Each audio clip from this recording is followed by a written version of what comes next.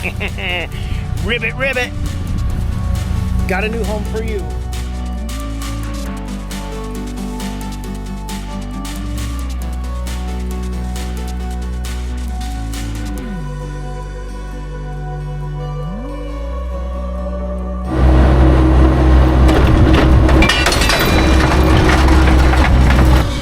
Bolt broke, which holds my quick attach in place. So I got to get a new bolt, just like that one. Put that spring back in, put it back together, and keep going. All right, guys, welcome to today's show. We have been working pretty hard at the compound, Dirt Monkey compound here for a while, and it shows outside of the yard. I mean, it's bad. Let me show you what we got. We got equipment all over. We've got brush, trees falling down, stuff I just haven't been able to get to. You know, you work on everybody else's before you get to your own. So while we're cleaning that up, there's something that I really wanted to talk to you about, but I wanted to show you what we're going to be doing. So before we dive into the real topic of today's video, let's just finish showing you what we got going on. Look at, I mean, this is complete chaos. This needs to be organized. It needs to be cleaned up and fixed up. So, but I got a flat tire. We'll get that aired up. But this bad boy right here, she does all my loader tires. No air compressors, nothing. Just carry this out and she'll fill up a loader tire. They got it up to 55 pounds in about 4 minutes as I was checking oil. Yeah, these things just get better. All right, good morning, good evening, good afternoon, whatever time it may be for you. If you're new to the channel, my name is Stan Genetic and I'm a lifelong contractor. And I've run multiple crews for about 35 years, and I've done tens of millions of dollars worth of work. I can't even keep track of how many commercial and residential projects I've done, and I don't say that to brag. I say that to qualify myself for about what I'm going to tell you next. Of all the millions upon millions of dollars of jobs I've done, it's very, very, very rarely do I ever have even a single customer complaint or have a customer that will refuse to pay me. Now, in fact, I can name off the top of my head 2 times that it's happened in 35 years. And that's not to brag. That's to tell you that I figured out a way to keep that from happening, and I'm going to share that with you today so that you can wash, rinse, and repeat and do the exact same thing, because what I do is not proprietary to me, it's just logical. And when you go, wait a minute, that actually works, I never thought of it that way, and it's so simple, so easy, and so hyper effective, that why wouldn't you do it? And that's what I'm going to share with you in today's video. I'm also going to share with you the time that I can think of off the top of my head where a commercial contractor decided he did not want to pay me. And it was probably a 600 linear foot wall, 10 foot tall boulder wall out in Prior Lake, Minnesota, or something like that. Big one for development. And he was going to try to give me the screw job. And I'm going to tell you how I handled that as well. But we got a lot going on today because we're cleaning that yard at the same time. We're going to do all this. So sit back, grab your popcorn, and I hope you guys enjoy the ride. Well, I guess we're already on to plan B since that went sprung. Bolt broke, which holds my quick attach in place. So I got to get a new bolt, just like that one. Put that spring back in, put it back together, and keep going. Want to see how I fix that? Frankie! Yeah, I don't like to fix anything. I grew up with a wrench in my hand. My dad was a crop duster, and he didn't have a new plane. He had a 1966 Egg Cat. That's a biplane, and that's what he would spray fields with. And it was my job to keep the planes running. He also had a Pawnee, a little tiny aircraft. So we had a couple airplanes, and I was always wrenching on them old beat up planes, you know, doing the best we could to keep things flowing. So anytime there's a repair now, I hand it off to Frankie, but that's not why you're here. The first thing we want to touch base with is, man, let's talk about that contractor that tried to screw me on that big retaining wall project. He refused to pay me. And so what I did was I liened him. Now, if you are liening, the process of liening back in the day when I was doing it is you always had to give a pre-lien notice. If you didn't pre-lien them, you may not be able to lien them. So double check that in your area. And a pre-lien notice is just, hey, I have the right, I reserve the right to do this. Look for the legal language. But then what you can do is, it doesn't have to be anything special. Pre-lien means you got to do it before the job begins. You can slap that son of a duck right on your initial proposal. You could slap that son of a duck on all of your initial offers to your customer just to make sure you have it. But with the process of a lien, if you're not familiar with it, means that I get first dibs on that project when it comes time to get paid. And it's not a good thing to put on, especially onto a commercial site. The reason why it's really not good to put on a commercial site in your general contractor's eyes, because it makes your general contractor look bad. And that's fine. If you are a subcontractor, protect yourself, because the general contractor does everything they can to protect themselves. So if you're not familiar with commercial work, there's typically an architect or an engineer that the owner hires. Then they hire a general contractor who brings in all of the subcontractors. So there's this layering effect. Now, as a subcontractor, if the general decides you're not worth paying, you need to protect yourself, and that's where a lien comes in place, and that makes the GC look bad to the owner, because the owner doesn't really deal with the subcontractors, guys like you and I. The owner deals with the GC. So when all of a sudden this lien on the owner's property comes up, they get salty with the GC and want to know what the heck is going on. And I liened that property, lean and mean. And then I left town. And boy, was that GC pissed. Because that lien stayed on that project the entire time. And when I came back in, he was threatening to sue me because his reputation was getting shot with the owner. And I didn't care. And I says, you know what? Pay up.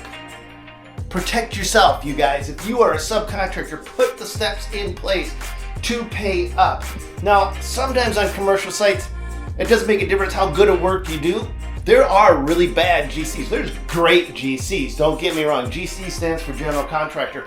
But I found more bad GCs than I found great ones or even good ones. Now, on residential, I learned a trick that I'm going to share with you in just a couple moments about how to almost always have your customers have zero problem paying you, want to pay you. It's such a cool little trick. We'll get into that in a moment.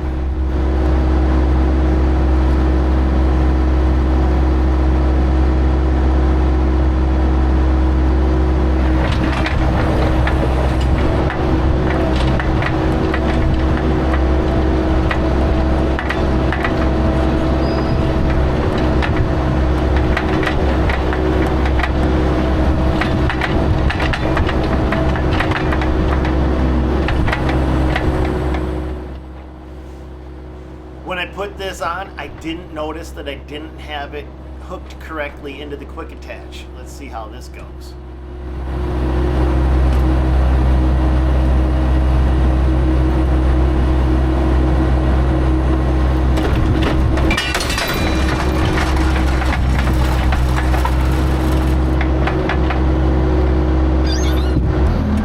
Yeah, that's not good. It's filled with ground beans. As soon as I put that hitch in there, they just started swarming out. The actual hitch on my Boss trailer has a nest of ground bees in it.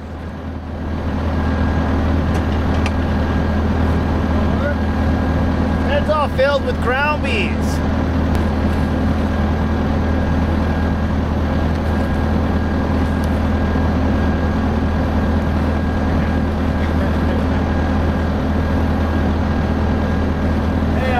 Blocking to block the tires so it doesn't roll back, Katie? Yeah, possibly.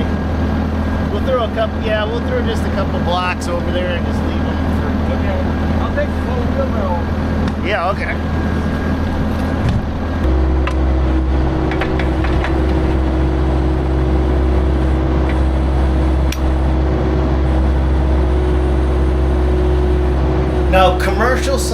typically larger in scale, and they take longer to do, so you're dealing with less people. But there's also this emotional detachment from the job, because the GC doesn't really care about the project. When I say doesn't care, they usually don't have any personal vested interest in it, like a residential customer has. So a residential customer, when you go onto their site, that's their baby, that's their house, that's their home, that may be their project, that's something they're excited about. It's a completely different mind frame from residential to commercial. But what I'm going to share with you here in just a few moments can benefit on commercial, but not nearly as effectively as it does on residential. But let's take a look at what we got going on with this car.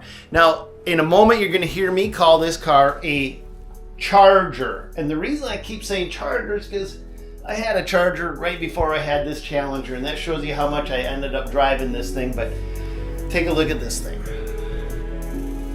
Anybody want to buy a car? 2 of them for sale. I think I'm going to sell this Dirt Monkey Charger. This one's nasty. Does it stink? 2 nests. And a bunch of babies, but I threw them out. Oh, mice? Mice. Yeah. Where did you find them? There's a nest in there, and there's a nest underneath the back seat. Oh yeah, there's a nest there. And there's one underneath the back seat. That's why I didn't put it back. Jeez, maybe I should just rent storage for them. They can't store them out here anymore, Frankie. I know. Take them up north. Yeah, but where am I going to put them up north? There's even more. There's more. One to go pole barn.